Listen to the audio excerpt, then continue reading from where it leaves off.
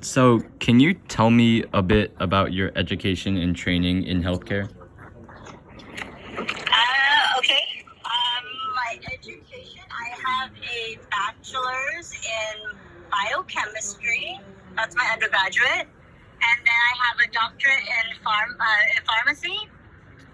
And I've got a special training in nuclear pharmacy and also in specialty compounding. Okay, Yeah.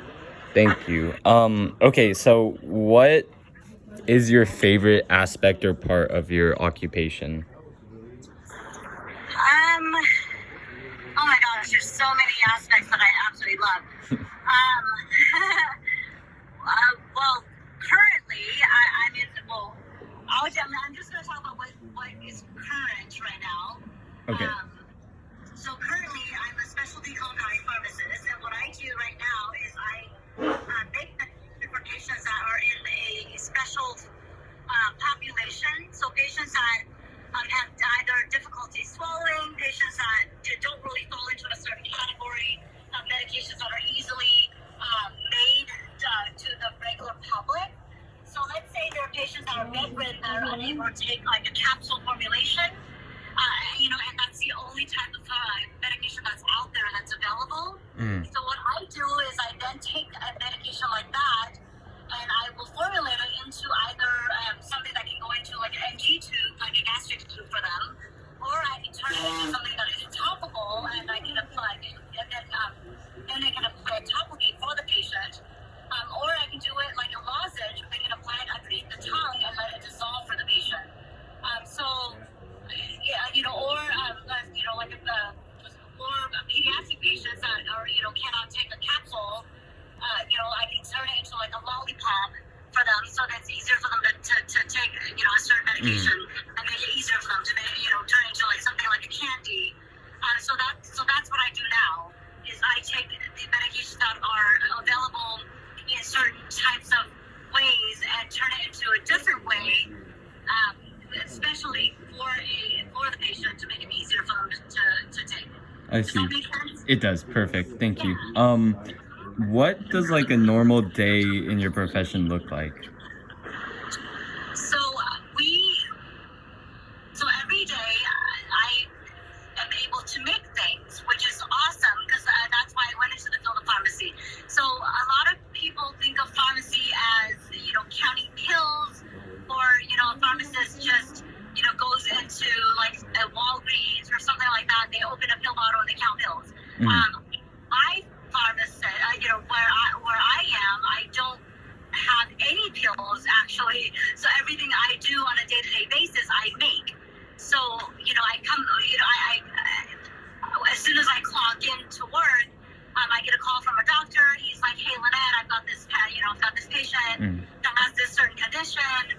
She, is unable to take this high dose of narcotic. What can we do?" So then I would formulate something with the doctor. I'll say, "Hey, let's cut that narcotic down to, a third of what it is. If the patient is unable to take it as a pill form, let's turn it into a liquid. Let's add, this different types of flavors. What does the patient like?" And, they'll tell me, "Oh, well, the patient loves marshmallows." I was like, "Okay, well, let's make it a marshmallow flavor." And then we'll turn it into, a liquid form for the patient, turn it into a marshmallow flavor for them, drop the dosage down to a tenth of what it really is. That way, addiction, the chances of addiction are decreased. This patient can still get relief. So that's what I do on a day-to-day basis. And then I sit down and I make it. So I make I make that medication, call the patient, tell them it's ready for pickup. They come and they pick it up. Wow. Okay. So it's a very different type of pharmacy that, where I get to use not only my knowledge of medicine, but I get to use like my knowledge of dilution, concentration. So I get to use chemistry along with, with biology, along with pharmacy. So it's a really neat type of, Oh wow. it's really cool actually. Wow. Okay. All right. Thank you. Next question. So was it like medical school or was it pharmacy school? It's pharmacy school. Okay. But I work hand in hand with a lot of the. So I actually work hand in hand with Stanford Medical Center. Oh, We're okay. trying to handle Got it. the pediatric department and the pain clinic there. Okay. So like, what challenges, if any, have you like faced in pharmacy school, and how did you like overcome them? I'm sorry, one more time. Like, what challenges, if any, have you faced in pharmacy school, and how did you overcome them? So I think one of the biggest challenges that I faced is the stigma of what a pharmacist is. Mm. So I think one of the biggest stigmas of what a pharmacist should be and what a pharmacist, is supposed to do, it is that same stigma that you grow up in, right? Is a pharmacist only knows about medicine? Is a pharmacist, only knows how to count a pill? A pharmacist should only be behind a counter. And I think that's one of the biggest stigmas when I was in school. When I started learning about clinical pharmacy and started learning that, pharmacists are such an integral part of the healthcare field that not only are we experts in not just medicine, but we're kind of the bridge between patients and doctors and nurses and all of that. And I think it was a stigma that I think we as pharmacists had to learn to embrace, and then to bring that knowledge to the other healthcare professionals and to patients alike.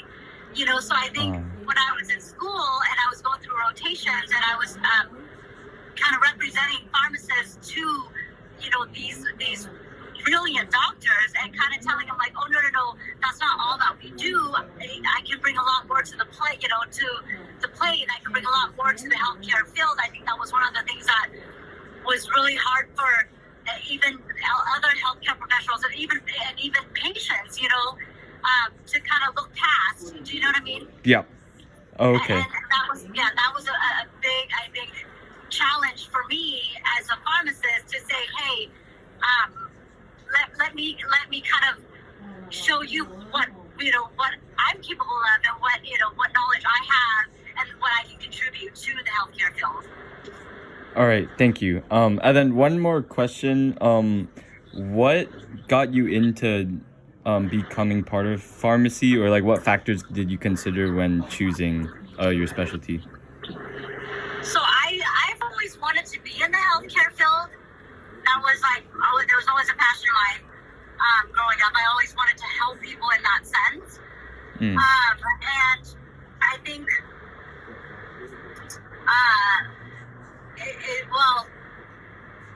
the person that influenced me the most was actually Jenny's ex-husband, because I wanted to go to the healthcare field, and I was really torn between wanting to go into the wanting to be a doctor, wanting to be a pharmacist, or wanting to be